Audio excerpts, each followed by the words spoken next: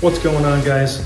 Today we're talking about tire pressures, which is seemingly basic, but we're going to touch on the hows and whys, which can confuse a lot of people. How do I adjust tire pressure? Why do I adjust it? Why does it go up and down? And how often should I do it? So we're going to dive into a few of those things. Hopefully that helps. And of course, we're jumping into the M340i as the example. So let's get to it. So when adjusting your tire pressures, first things first is, well, what tire pressures do I set at? Well, that's going to determine the type of vehicle that you have. So first, let's jump into mine, which is the M340i. Well, that's not good. Okay, dead battery. Okay, redo. Beautiful. So one, how do you pick the pressures you're actually going to run out with your vehicle?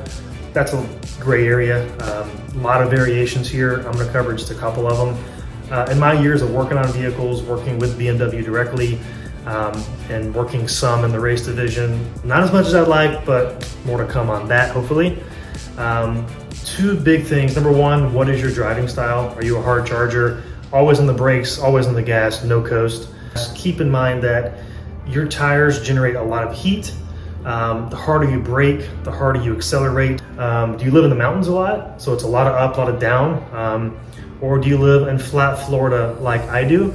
The reason that matters is because as you drive, your tire pressures will rise based on the temperature, ambient temperature, so to say. For example, you lose your gain about 1 psi per 10 degrees Fahrenheit change in temperature up or down.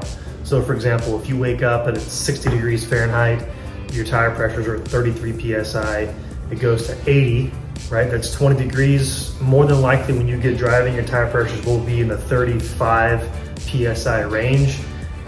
Could vary up or down, but generally that's where it's gonna be. So that's one factor.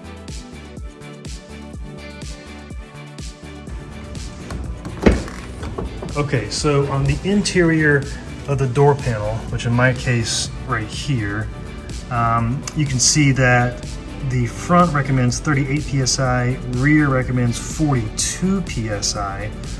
And then if you come back here and you look at the max tire pressure here is 50 psi. That's going to give you that rating.